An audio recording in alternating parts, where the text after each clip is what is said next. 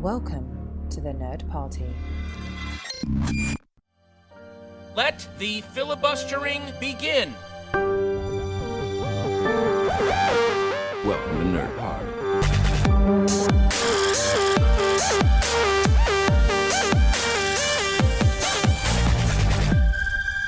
Hello and welcome to Filibuster here on the Nerd Party Network. You can follow us on Twitter at Join Nerd Party, find us on Facebook /The Nerd Party, Instagram The Nerd Party, and at thenerdparty.com. So I'm really excited about this episode. It's coming out a bit later than I originally had hoped for. I'm going to be joined by Dallas today and in the second half of this episode by my girlfriend Jo to discuss the Avengers Infinity War fan event we went to. We originally hoped to do a sort of instant reaction on the night, but we were, as these things kind of go, we're embargoed until today, the 16th. Now we can finally share our thoughts on it. So we've had a few days to sit and reflect on it, but I want to go back to the beginning, Dallas. This has been sort of fueled for a wee while that this event was going to happen. There was going to be a premiere event. Did you actually believe we were ever going to get an Infinity War event or premiere at all? To be honest, no. I always thought it was a bit of a pipe dream, given how the Marvel movie machine works and stuff like that. I know that basically at the moment they were planning on one major premiere which will take place in LA, but outside of that, because the secrets, they want to protect the secrets and stuff like that. It was very unlikely we would see anything. Also because people go to London and then that's it, and then they're off somewhere else. Scotland always gets a bit of the short straw in these events, but it was great to finally actually get something that the fans could see. So obviously we were lucky enough to get tickets to the event, and it's sort of been teased for a while that it was almost actually going to happen. It had kind of leaked out that Elizabeth Olsen, Paul Bettany, the Russo brothers were going to come to Edinburgh, and it was going to be similar to a lot of events all around the world. We'd get about 20 to 30 minutes of footage from the movie. We would get some actors, and that would happen. So when the tickets went on sale, we expected sort of probably a modestly quite big event by Edinburgh standards. What was your kind of reaction to you've got your tickets, now you've got the event to look forward to, you're sort of in a challenging position that you've got to kind of travel from kind of north of the country all the way down to Edinburgh, so it's not an ideal thing for you. No, I mean, it was a bit of a challenge, but I'm that much of a fan that I would have travelled probably even without a ticket just to kind of enjoy the event. If I had done, of course, given the slightly smaller scale event that took place, I might have been slightly disappointed. But overall, I mean, I really enjoyed the event, and I thought it was definitely worth the 5 hours on a train for the 20 minutes of footage that we actually saw. So. Yeah, I know, exactly. There'll be people probably listening to this and thinking, going, you've travelled 5 hours to watch 20 minutes of footage that you'll see in a movie in a few weeks. That's exactly what my wife actually said, yeah. Yeah, it's usually the partners, the more kind of probably the brainier of the two that sometimes kind of come out with these ones. So obviously with the event, we actually only got Joe Russo in the end. We were sort of having a bit of a feeling that was going to be the case. Kind of Elizabeth Olsen, Paul Bettany, and Anthony Russo, it was sort of kind of started to be hinted that they weren't going to be coming. So was that a bit of a disappointment for you? I mean, it would have been great to see Elizabeth Olsen and Paul Bettany, since they're the two stars that have the most story within Edinburgh. But it was still great to have Joe Russo up. I mean, he basically sort of said when he introduced it that he sort of made one girl stand up who'd been behind a petition for a premiere screening in Edinburgh. So it sounds like that this screening in Edinburgh was basically sort of asked for by Joe Russo because he wanted to bring something up for Edinburgh. I think a lot of the other stars were going off other places in the end, and it turned out that he was the only one able to make it up, but he did want to do something in Edinburgh given how much time they spent up here filming and stuff like that. So I thought it was great that he managed to do this. Yeah, it was a real touch fans. of class, I thought, from him. Like, I got the very much impression this was something that was tacked on in the end to the big list. When you look at, like, they're going to be at Korea, Brazil, Portugal, all around the world. And then you see with like, oh, this cast members are going to be here, this cast members are going to be here. Sort of Edinburgh seems like a bit of an anomaly where we just sort of probably get the director that's kind of been flown up for the day and then back home on sort of probably the red-eye flight. There was a slight disappointment there, I think, because it would have been great to have seen some of the cast there. And I know you've met Elizabeth Olsen many years ago, and I have not, so I feel like you have one over me. I did, yeah, and I was, as I said to you, I think I was very tempted to actually tweet the photo I had from 6 years ago and sort of hashtagging Edinburgh into it to get people going a bit crazy on Twitter, pretending that she was actually there when she wasn't. But in the end, I felt that would be far too cruel. I'm not that cruel. The flaming mobs would have been after you for doing that one. So a well thought out plan in the end. Yeah. But I mean, I thought it was a great, because I think there was these initial sort of rumours that sort of there was this £1,000 charity ticket where you could get dinner with Joe Russo, Elizabeth Olsen, and Paul Bettany, but they seemed to sort of disappear off into the ether. And I think my sort of hype was sort of tempered down when the London event was billed as the UK fan event. That sort of hinted that the Edinburgh event wasn't going to be as big if it was going to happen at all, because it was actually a couple of days after the London event that they took to announce the Edinburgh one. But in the end, I thought it was I thought Joe Russo was great. And I mean, when he came in, apparently he spoke to all the fans and he put on a second screening of the footage for the ones that were just hanging around that had missed tickets first time round. He took photos with everyone, he spoke to everyone, he did autographs and everything, and I just thought it was a really sort of class act from someone who didn't need to do that, but clearly was having a great time sort of meeting the fans and speaking to them and giving something back. I think as well, the fact that he put on this second screening, that there was so many people had turned up, in the hope of maybe seeing some of the actors or, kind of anything really taking place, that he was like, just get that screening put back on again. So once we had come out of our screening, I think there was another line of people that weren't as lucky to have got tickets, or some people I saw on social media travelled from places like Newcastle or further north or south of the border. So it was really good that they had the opportunity to see that as well. It's things like that kind of when you think about these sorts of Avengers movies, they are big Disney tent poles and things like that, but this adds the human touch into it, the human element where you think there are genuine people involved that are really happy to be involved, and they're not just doing this for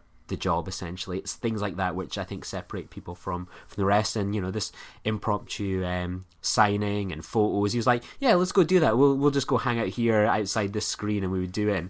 And we got some posters signed and we got some pictures with him. I thought I was really impressed by him. It was a different class.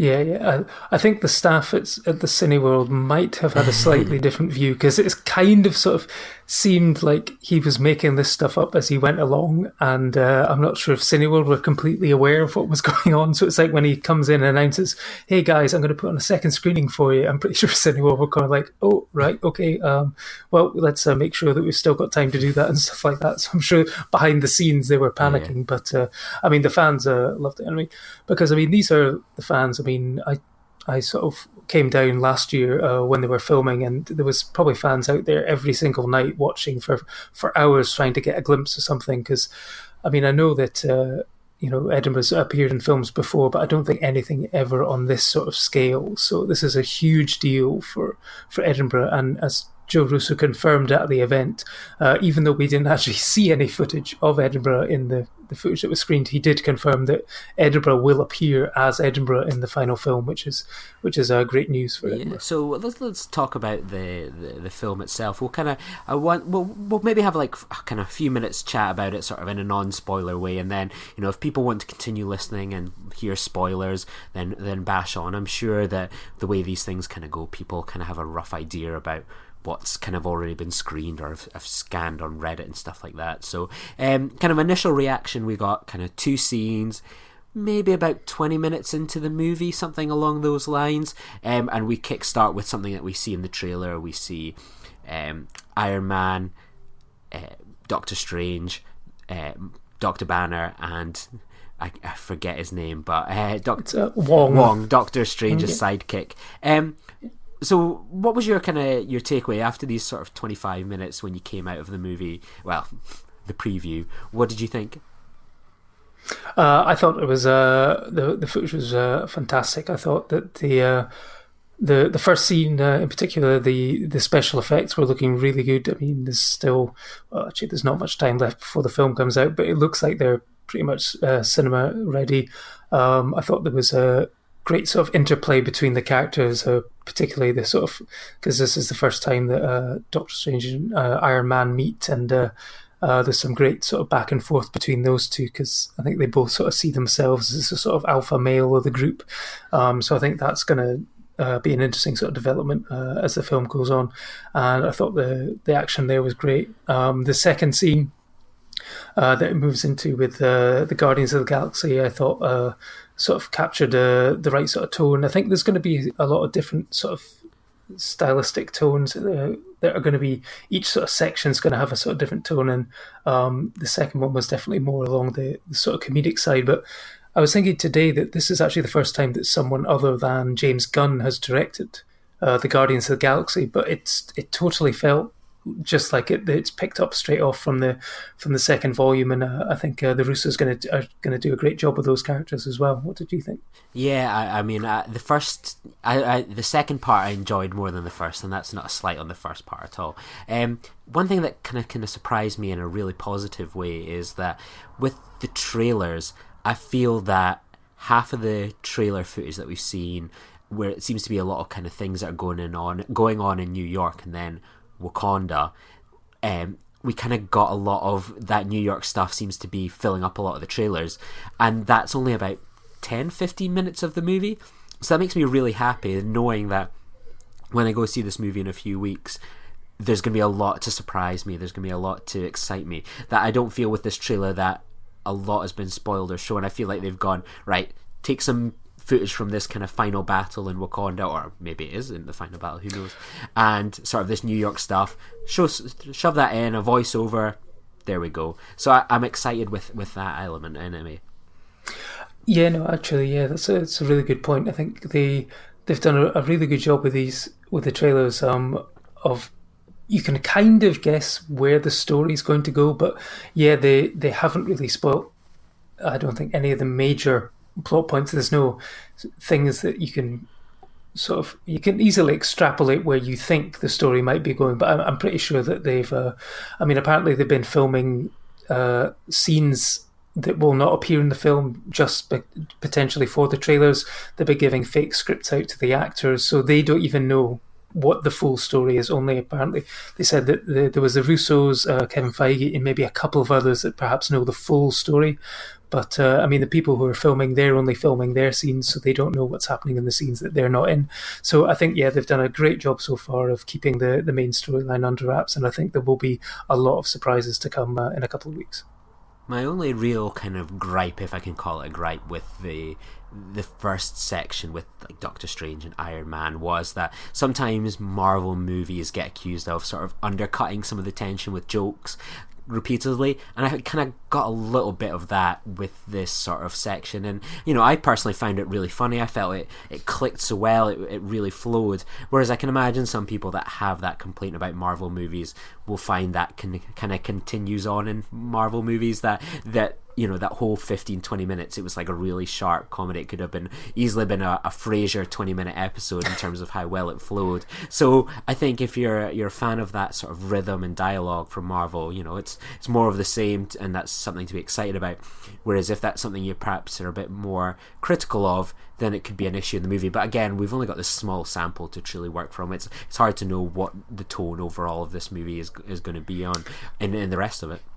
Yeah, no, I think because I expect the tone to get quite dark towards the second half of the movie, if because I've always had this assumption that for Thanos, who's been sitting on a chair for 6 movies or however many movies he's been around, he needs to be seen as a legitimate threat. So I think someone is going to die pretty early on, and I think there may be a couple more Avengers leaving us before the end credits roll. So I think it will get dark, because you don't want the humor to underplay a character's death who's someone who's been around for between 8 to 10 years, that needs to be treated with the right sort of respect. But I think the Russos will be able to handle it. And I think certainly from the small amount of footage we did see, I think they're going to make sure that every single character will get their time to shine, and I think they'll be able to balance. I mean, they've got a lot of plates spinning in this movie with about 30 odd different main characters, so I think they're doing a great job of making sure that no one's going to get lost in the mix anyway throughout the film.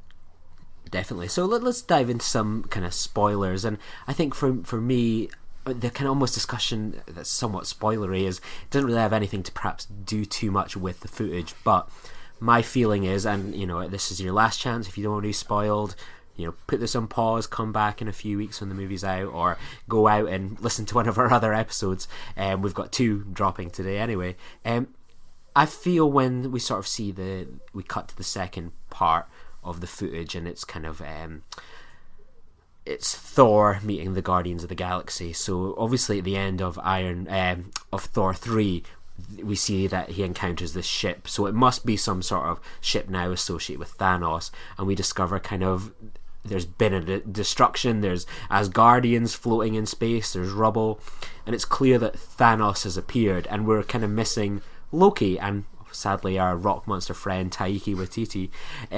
So I feel that sets up nicely how I think the movie's going to open, and as you say, Thanos needs to make a big statement of intent, and I think coming in and sort of almost probably finishing off an endangered species, and possibly Loki, who's only reduced to maybe one scene in a trailer, I think that's probably how I see the film kind of opening. Yeah, I think that will be the opening scene. I mean, there's Korg, that's the name of Taika Waititi's character. There's Meek, his little friend. Heimdall is also on the ship. I'm presuming that scene, is the scene where, at some point, I guess Bruce Banner's Hulk will have to somehow make it back to Earth from that. So I expect that'll probably be quite a big scene, introducing Thanos and the Black Order as well. Yeah, absolutely. And we see a hint of the Black Order as well in the first footage as well. We see that they come to Earth looking for the Time Stone that Doctor Strange has, and then it kind of kicks off from there. The Spider-Man footage that we've seen from the movie largely comes from that kind of scene as well. What did you sort of think of that? Did you expect Doctor Strange to be kidnapped? Obviously, we see some hint of him being tortured in the movie. Did you expect it to go down like that? I didn't expect it to happen maybe as soon as it did. There is a scene later on in the trailers, but it seems that, the trailers do seem to basically feature all the footage, apart from the Wakanda footage, basically seems to be coming from maybe potentially the first half hour of the film, and I think the film's now just been confirmed as being 2.5 hour runtime, so there's still a lot of footage that we have not seen, and there's lots of exciting things to come, I think.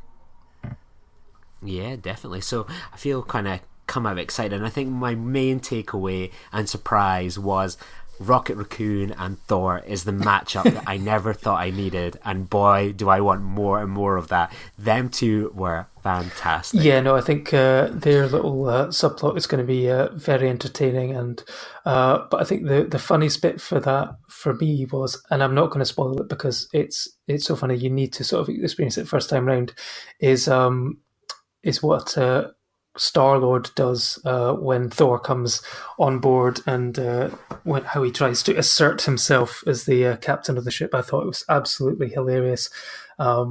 And this is going to be, there's going to be, was it 3 Chris's? The 3 Chris's from the Marvel Cinematic Universe potentially all sharing the screen at the same time, which is going to be a lot of fun.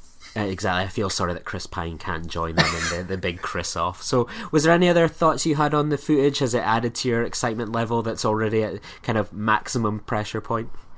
Oh, I mean, absolutely. It was that thing, I think we discussed it before we were going in. It's like, it's great to be able to see some of the footage, but as soon as it finishes, you're like, why have I done that to myself? Because I've now still got 16 days to go before I see how it ends. And I'm like, I want to see what happens now. And it's just that we do it to ourselves. But it's that, our anticipation is just going up and up. And I mean, I think the Russos so far have delivered my two favourite Marvel films in The Winter Soldier and Civil War, and I expect them to deliver again with this one.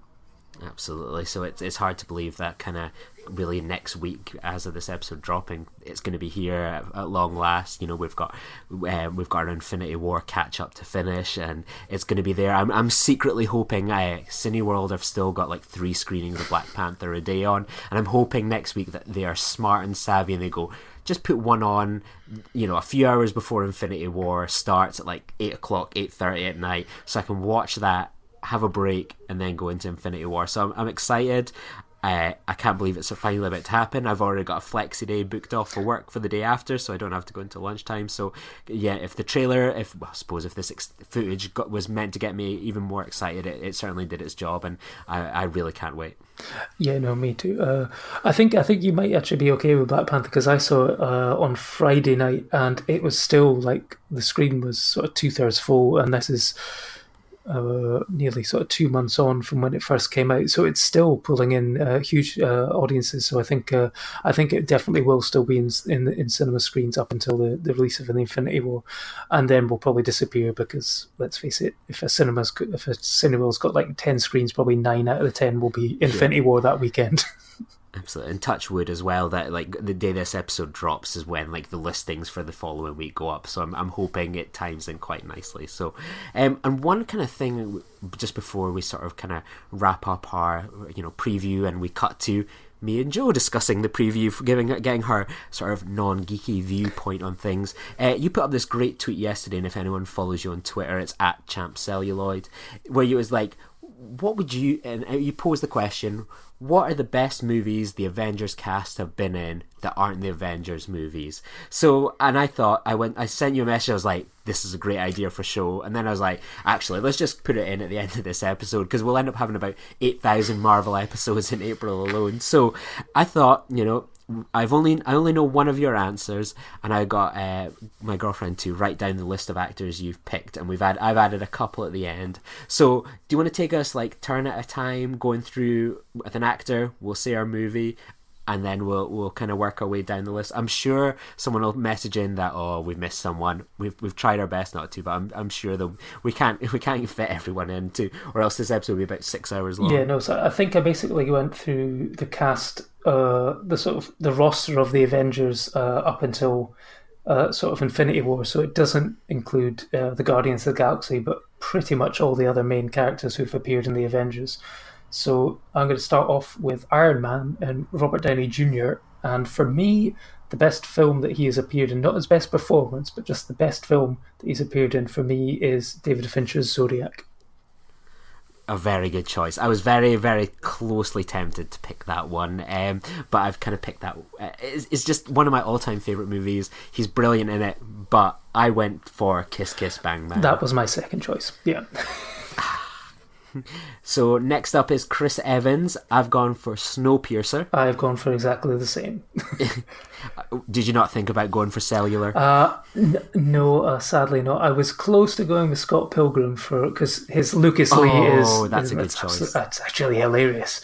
But no, for me, Snowpiercer is still one of those great films that UK audiences have not had the proper chance to see. So if anyone has either access to a Region 1 DVD player or Region A Blu-ray player, or even like I think you can get it from France on DVD and Blu-ray. But please check it out, because it's just an absolutely fantastic film. Absolutely, I echoed that, and I think it's on UK Netflix. I think it is, or it was anyway. So have a wee nosy there as well. Okay, next one is Chris Hemsworth as Thor, and for me, his best film is Rush. Ooh, I've got Rush as well. It was a movie I got sick of seeing that trailer non-stop at the cinema, and then when it came out, him and Daniel Bruhl were fantastic, and I think it's a criminally underrated I think so too, yeah. I don't think it was a film that, going into it, I had any great desire to see. I wasn't a huge sort of Formula One fan, but I just thought the two of them were fantastic in it, and I thought Ron Howard did a really good job of telling that story and that rivalry. Excellent. Excellent. So the next choice is Mark Ruffalo, and I've gone with Spotlight. This is possibly a bit of a cheat, but I've gone for Zodiac for Mark Ruffalo as well. It's well earned. It's such a great movie. It's one of my all-time favourites. So an excellent choice there. Okay. Next up is Black Widow and Scarlett Johansson, and I went with her for that one. Ooh, that's an interesting choice. Yeah, I suppose because she isn't somewhat in tempted it, but she's in one. it. So yeah, that's close enough. Well, she sells that performance and relationship. If it was just like me on the other end, I don't think we could imagine a relationship between me and Joaquin Phoenix. So yeah, I think it's a really good choice. I've gone for, maybe it's the more obvious one of the bunch, but Lost in Translation. It's even though it's 15 odd years now, I think it's still one of her best performances, and I think she's fantastic in it. And I can't knock that. You weren't movie. tempted to go for Under the Skin then? Oh, I've maybe made a mistake. Oh, have we both made a mistake? Okay, no, I'm going to put Under the Skin for Scarlett Johansson because I think I can reuse her later on, so it's fine. Okay. Oh well, I endorse your choice of Under the Skin, and I will stick with Lost in Translation. But I've made a huge mistake. So the next one up is, we've not seen him in the trailers, but where you'll be included anyway, or maybe he does appear on IMDb for the cast list. So up until the movie comes out and we know for sure, we can assume that he's in there somewhere. Ooh, interesting choice. Well, I saw this in your home city of Aberdeen, and I've gone for Wind River. I think he's fantastic in that. It's an excellent pairing between him and Elizabeth Olsen, and I found it to be a very underrated movie last year. And I think anyone that actually sees this movie tends to particularly really enjoy it and is very fond of it. Maybe based on the subject matter, fond is maybe the wrong word, but I think it's a fantastic movie and I think it was. I think in my top 3 of last year, I thought it was an absolutely fantastic film. And there's a door knock sequence which completely threw me for a loop. It's almost like a double rug pull. There's like a moment happens after that, and you're like, what? And then there's another one, you're like, what? And absolutely. Wind River is a fantastic choice. I mean, he's done a lot of great films, but for me, that one is his best one. Yeah, definitely. So who's next up then, Matt? Moving on, we've got Nick Fury's Samuel L. Jackson. What have you gone for? Jurassic Park. Oh, that's an interesting choice. I've maybe gone for the more obvious one. I've picked Pulp Fiction because it's just such an incredible performance, but Jurassic Park is a very good shout. Yeah, no, if it was down to performance, I probably would have gone Pulp Fiction, but since I'd said movie overall, I've gone with Jurassic Park, which is still a classic. So. Yeah, I've maybe just interpreted it as going for like their best performance. You've gone for the best movie, so at least it keeps it quite interesting, I suppose. Cool. So the next one up is Jeremy Renner's co-star in the Avengers movies and Wind River, Elizabeth Olsen, and I've gone for Ingrid Goes West. I absolutely love her in that, and I actually think it's an incredibly brilliant movie. The last 5 minutes maybe not so great, but Elizabeth Olsen as this Instagram fiend celeb blogger is absolutely fantastic. Her and Aubrey Plaza are such a great pairing, and it's one of these movies that was got next to no screenings here in the UK, and I highly recommend picking up. You can buy it on DVD. It's not available on Blu-ray, but it's a movie well worth seeking out. You have to seek it out. You can't just find it at this moment in time, sadly.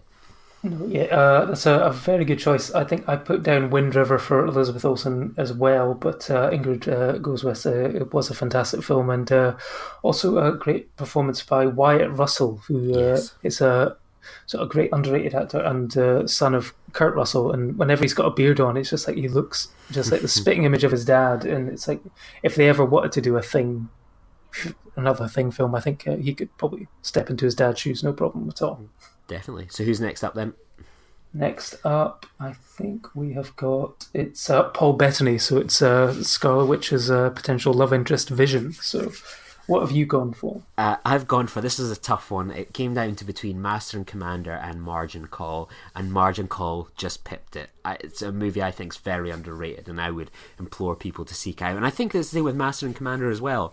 It's such an incredible movie, and why it's not in the top 10 movies of the 2000s and things like that just absolutely baffles me. It seems to have very much sailed under the radar for the most part. Yeah, no, I actually chose Master and Commander for Paul Bettany because I think it's I don't know, it's weird. I want to say it's one of the most underrated films of all time, but it was nominated for Best Picture at the Oscars in 2004. So it did get a lot of recognition at the time, but it's just one that seems to have, sort of, people have kind of forgotten about, and I don't think they should, because I think it's an utterly fantastic film. Russell Crowe is brilliant. Paul Bettany is fantastic. And it's just one of the best sort of movies about the sort of seafaring life I think I've ever seen. So Yeah, absolutely spot on. So the next one is Tom Hiddleston, and I've gone for, I feel like I'm going to say this for most movies, a very underrated one as well, by Jim Jarmusch, Only Lovers Left Alive, where Tom Hiddleston plays an aging vampire in Detroit. I've picked the same thing. Yeah, I was Fine choice, very sir. close on High Rise, but then thankfully remembered that Only Lovers Left Alive, and I thought that was just a brilliant film, which also stars the Ancient One from Doctor Strange, Tilda Swinton, so we could include her for that one as well. But I thought that was a fantastic film. Yeah, if you have to pick a movie where it's like, name the Avengers movie, with the cast where they're most naked, Tom Hiddleston would have been a tap-in for High Rise, but unfortunately, we weren't judging on that one. No. So next up, we've got the man who, when I guess the internet probably exploded when he appeared on screen next to Loki, it's Benedict Cumberbatch. Ooh, I've gone for Atonement. He still terrifies me in that movie. I think it's a brilliant performance, and I'd love to see Benedict Cumberbatch do more sinister roles. I went for Atonement as well. I always kind of forget that he's in that role where he's just a total sleaze, but I thought he was fantastic in that. I was close to going for Starter for 10 as well, which I think is a really sort of underrated film as well. Yes. It's got such a great cast as well of people that have gone on to appear in these sci-fi movies and blockbusters and comic book movies. It's like a hell of a cast. Yeah. So next up, I think we've got Anthony Mackie, the Falcon. So what have you gone for? I've gone for The Hurt Locker. What about yourself? I went with The Adjustment Bureau, which for me... I've never actually watched that one. Oh, you have to see it. For me, No. It was one of... I just loved that film when it came out. I think it was the chemistry between Emily Blunt and Matt Damon was incredible, and it's a completely silly premise about these men in hats who basically are forcing these two people who've fallen in love apart because it's what the world needs, but they keep finding a way to sort of meet each other again and threaten the space-time continuum or something like that. But for me, I thought it was just a fantastic film, and Anthony Mackie plays one of the men who's supposed to keep them apart, but basically ends up deciding, that these two need to be together. So I do recommend checking it out if you can. I will. I'll have to check that out on Netflix. So up next is one of Tumblr's favourite actors, Sebastian Stan, and I've picked his recent performance in I, Tonya. What about yourself? I've gone for Black Swan. Ooh, I always forget he was in that. Yeah, no, he's like one of the guys who ends up going on like a double date with them in a bar or something like that. So I always thought it was like I'm pretty sure I did like one of those memes. It's like when the whole Civil War thing came out when Steve and Tony started fighting. It was basically like showing Chris Hemsworth an image of the Winter Soldier going on a date with Jane Foster and going Civil War. That's a good one. So that's one of my favourite films of all time, Black Swan. So the fact he's in a small role, incredible. But if it was performance wise, I thought he was brilliant in I, Tonya as well. So. Definitely. So next up, we've got Thanos himself, Josh Brolin. What have you gone with? I thought this was quite a hard one. I could have picked numerous. He has done ones, a lot of good films where... recently. Yeah, he's on a bit of a roll at the moment. But what did you go with? I went with Inherent Vice. I think he's hysterical in that one. And when I was just picking my choice, I was like, what am I going to go for? Re-looked at IMDb, looked again, and I don't know why, the image of him and Joaquin Phoenix, and just that moment, if you've not seen Inherent Vice, where he just starts eating the marijuana and the scene where he's like, more panicako, and I just think he is hysterical in that movie. I genuinely love him in that. So I thought I'd pick something where he kind of shows his comedic chops and not just his action and gruff sort of nature. I think he's brilliant in many movies, whether it's Sicario or something like this. So I went down on this one. I went with action and gruff and picked Sicario for Josh Brolin. However, I was very, very close to picking The Goonies as well. So, that would have been a nice left field choice. Yeah. So next up is Rhodey and Don Cheadle, and I picked Out of Sight. Interesting. I went for a movie sort of around the similar time. I went for Bulworth. Oh, okay, cool. That's one that I haven't seen in years. I So probably really good. need to revisit it, actually. But yeah, no, I loved him in Out of Sight, and it's just a fantastic movie, and it's still probably the only example of a good film with Jennifer Lopez in it, unless you have a counter argument to that one. The Cell, maybe? I don't know. I don't think anyone ever saw The Cell, but maybe that one would be the one. So the next one up is Paul Rudd, and I think if you asked most people, they would try and crowbar Friends into this one. I went for his performance in Anchorman, which is still an absolute comedy classic role. I think he's fantastic in that one. Yeah, I chose Anchorman as well because 60% of the time it works every time. I did think about Clueless as well, and I think he's the same as Keanu Reeves in that those two men do not age whatsoever. No. They look exactly the same. It's like I don't know if they're drinking the blood of virgins or whatever, but I need to have some of whatever they're having. Absolutely. And then kind of the final one up, I think it is Chadwick Boseman. What did you go for? Chadwick Boseman, I think I've gone with 42. He hasn't done a huge amount of movies, but I did remember seeing this one a few years ago. I'm surprised that I've actually got a cinematic release because it's about baseball, but he was playing Jackie Robinson, and it was actually a surprisingly good movie about baseball. What have you gone with? Yeah, I've not seen that one. I know he talked in an interview where he's had a habit in his earlier sort of career of being, people that are, real life individuals. So kind of when he got the chance to be Black Panther, this icon in another way, he took it. And I went for his role in Get On Up as James Brown, and I think he's so good in that performance. It could easily be a parody. And I think I saw this not long after it was announced he would be Black Panther, and I thought he was excellent in the role. And I think you watch that and you think, man, this guy is going to go places. And now he's got one of the biggest movies of all time under his belt, and potentially a second one in as many months. So I think he's certainly done right. Mm-hmm, yeah, and I think you wanted to end on. We can't do all the Guardians of the Galaxy, but I think you wanted to end on Chris Pratt. So what did you pick for him? I went for he's the same. He's not been in the greatest amount of movies at this moment in time. It's mostly been Parks and Recreation, which I am a huge fan of. But I think in his small role in Zero Dark 30, where he plays one of the team that take out Osama bin Laden, movies like that, when he was announced that he was going to be in a Guardians of the Galaxy, a lot of people were like, what? And I think even James Gunn went, what, the fat guy from Parks and Rec? Whereas I think when you watch Zero Dark 30, I think if you were a fan of Parks and Rec at the time, you'd be like, that's Andy Dwyer, look how jacked he looks.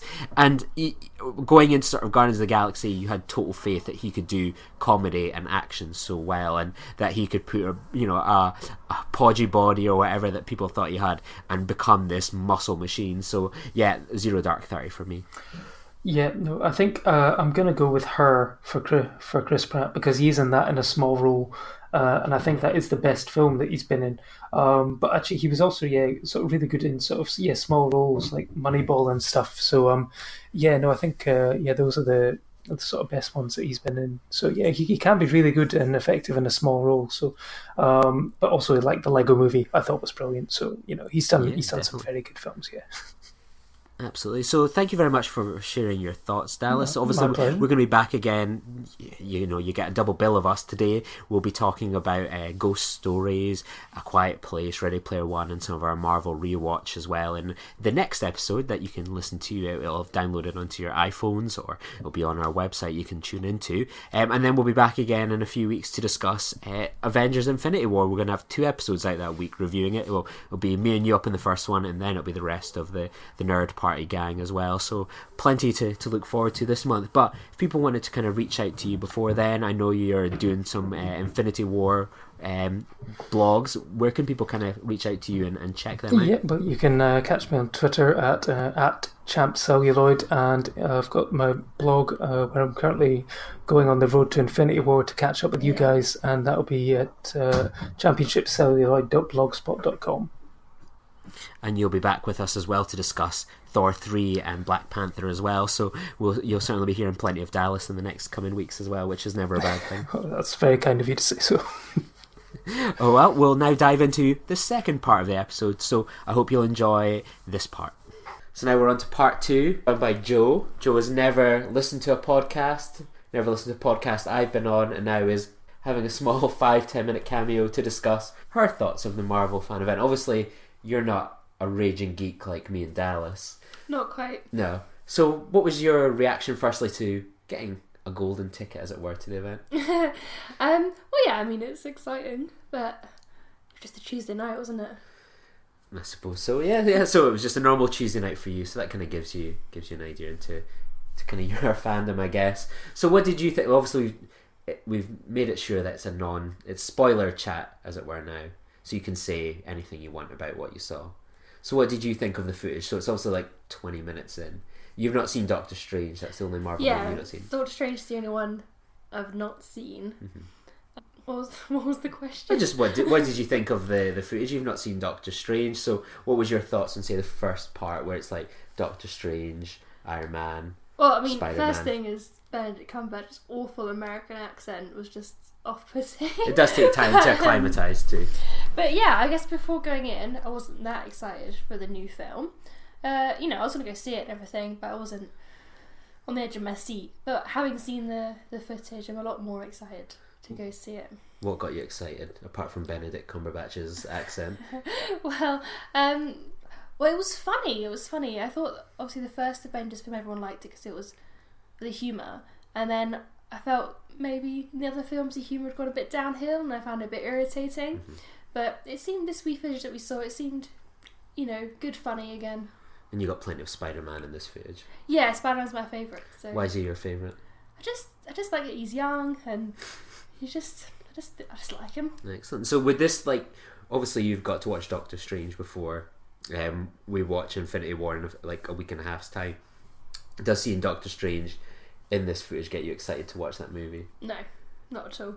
Why not? Well, I mean, I feel like from watching 20 minutes of this new film, I know everything about Doctor Strange that I perhaps need to know already.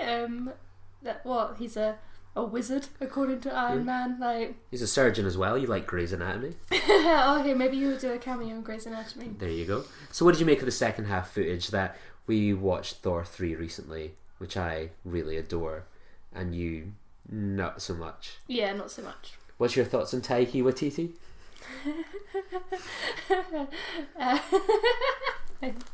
No. I mean, he's alright. You don't have to impress anyone that's on the other end. No one's going to care.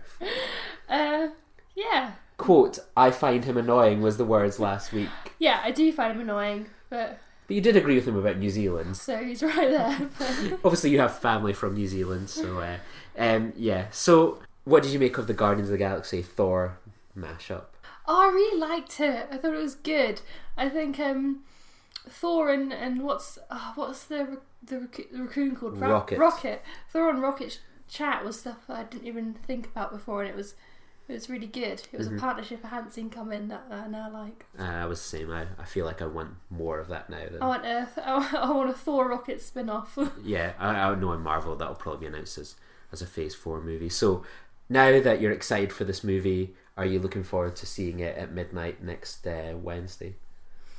Well, I mean, I'll be tired. No, yeah, I'm looking forward to seeing it. It'll be good patter. It will be good patter. So have you got any final thoughts on the footage that we saw? Obviously you didn't want to meet Joe Russo afterwards for a photo or getting anything signed. Yeah, I mean, can't be bothered with that, but yeah, I'm sure it will be a nice evening / early morning out to go see it. Will you be coming back on in the future to discuss Avengers Infinity War? Is this your one and only appearance or listening to a podcast? I wouldn't want to dilute the experience of the audience. Of course. One's enough. Yeah, there you go. We've gone out on a peak. So Joe, if anyone wanted to talk to you about Taika Waititi, where could people find you on the internet? Oh, absolutely nowhere. Well, consider that done. Well, thank you very much for listening. Goodbye. Join the revolution. Join the Nerd Party.